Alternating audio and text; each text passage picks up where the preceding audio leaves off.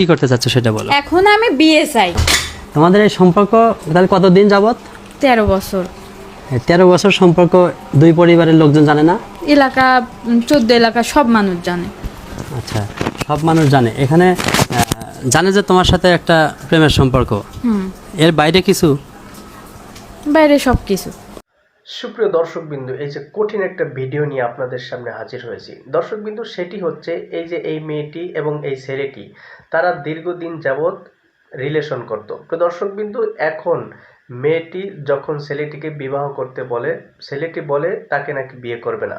দর্শকবিন্দু, সে সময় সে বিয়ে করবে না এভাবে কিছুদিন বলতে থাকে এবং চলতে থাকে। এরপর মেয়েটি সে নিজে ছেলেটির বাড়ির মধ্যে উঠে গেছে।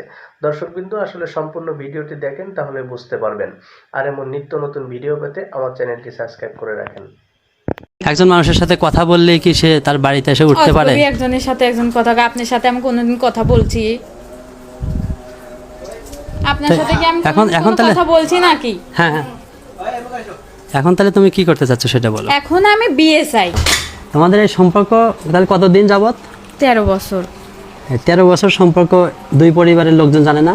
এলাকা 14 এলাকা সব মানুষ জানে। আচ্ছা, সব মানুষ জানে। এখানে জানে যে তোমার সাথে একটা প্রেমের সম্পর্ক। এর বাইরে কিছু? বাইরে সব কিছু। আচ্ছা, তোমাদের মধ্যে কোনো ফিজিক্যাল রিলেশন ছিল? সব কিছু, মানে গভীর, স্বামী স্ত্রী যেরকম সেরকম। আচ্ছা, এইভাবে যে তোমরা সম্পর্ক চালাইতেছো এটা যে অনৈতিক, এটা তো তুমি জানো। তো জানার পরেও এগুলো করছো কেন? সম্পর্ক হয়ে গেছে, সম্পর্ক করছি, হয়ে গেছে, আমি বিয়ে করবো এই জন্যে। এখন এই যে বিবাহ বহির্ভূতভাবে ফিজিক্যাল রিলেশন করা যে অনৈতিক, এটা তো তুমি জানো। তুমি একজন শিক্ষিত মেয়ে হয়ে তুমি এই কাজগুলো কেন করছো? সম্পর্ক করলে সবাই করে। আচ্ছা, এখন নাজমুল যে তোমাকে বিয়ে করতে চাচ্ছে না, এখন তুমি কি করতে চাচ্ছ? এখন আমি বাড়িতে আছি, আত্মহত্যা করতে চাই।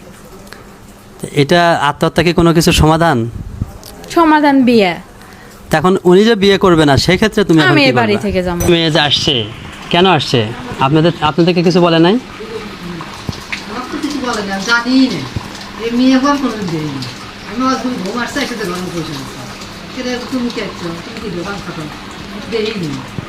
আচ্ছা, তারপরে জিজ্ঞেস করেন না যে তুমি কেন আসছো এখানে? না, আমি জিজ্ঞেস করি আচ্ছা, একটু তুমি আমাদেরকে বলো যে আসলে তুমি এখানে কেন আসছো, এটা একটু বলো। আমি সম্পর্ক করছি 13 বছর হলো।